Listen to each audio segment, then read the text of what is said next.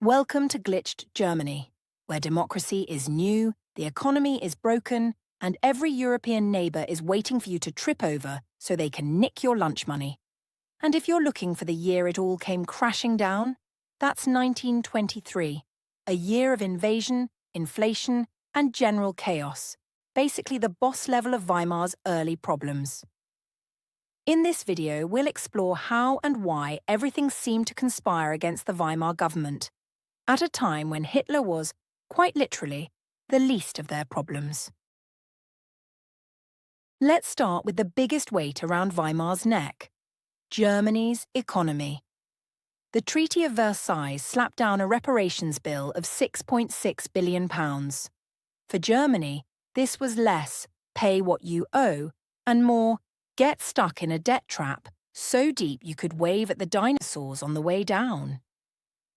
This meant Germany's economy was permanently on life support. The new government were forced to send money to the Allied powers, while people at home wondered if bread counted as a luxury item. And then came the military terms. Versailles shrank the army to 100,000 men. Now sure, that's a decent crowd if you're at an Oasis reunion gig, but against France's million-strong force, it looked more like Germany had turned up to a fight with a water pistol. And just to make things even worse, the Rhineland, Germany's industrial powerhouse, was declared a demilitarized zone. This meant, if France felt like marching in, Germany was defenseless. With Versailles hanging round its neck like a concrete albatross, a crisis year wasn't just likely for Germany.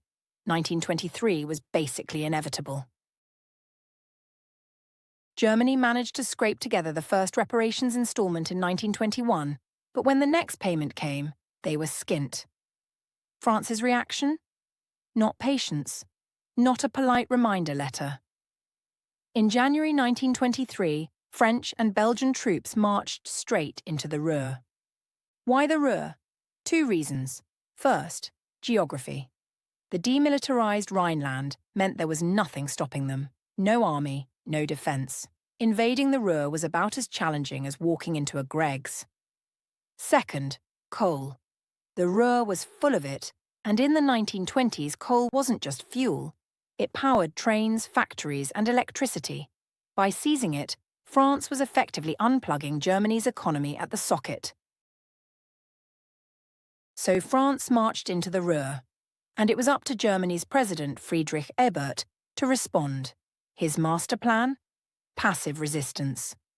Think of passive resistance like passive aggression: sulky, uncooperative, and deliberately difficult, but never quite doing anything you could actually call a crime. He told Ruhr workers, "Don't dig a single lump of coal for the French." So the miners went on strike, trains stopped, factories froze, and France was left staring at empty coal carts like Brits staring at supermarket shelves during the Great Bog Roll shortage of 2020. But here's the catch. If you tell hundreds of thousands of workers to stay home, you've got to keep them sweet. Otherwise, they don't just strike against France, they start striking against you. So Ebert's government promised to keep paying the miners while they sat at home. One tiny problem. Germany had no money. Their solution? Print more, mountains more. Spoiler, this ends badly. So Ebert's big brain plan was to pay striking workers with freshly printed money. Hyperinflation hit. And it hit hard. Prices didn't just rise, they went full space rocket launch. A loaf of bread that cost a few marks in 1922 could cost billions by late 1923. Imagine popping into Aldi for a 50p tin of beans and finding the price tag now says your entire life savings and half your nan's jewellery. But the chaos didn't hit everyone the same way. If you were a worker, you were paid daily, so you sprinted from the factory to the shop like it was the Olympic 100 metres, desperate to spend your wages before they lost all value by tea time. Blink, and your week's pay was enough for half a cabbage. For shop owners, it was an absolute nightmare. By the time you'd labelled the bread at 200 million marks, inflation meant you had to relabel it at 400 million. Nobody was going to buy more than bare essentials under these conditions, making it impossible for shopkeepers to make a living wage. And for pensioners, it was brutal. If you were living on savings, your life's work basically dissolved overnight. Many were forced to find work, at a time when nobody was hiring.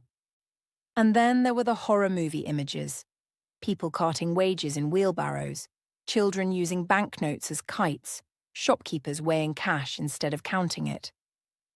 Money had become so worthless that burning it for heat actually made more sense than spending it. By the end of 1923, Germany wasn't just in crisis, it was an economic comedy sketch, except nobody was laughing. And if you're thinking 1923 couldn't get any worse, enter Adolf Hitler.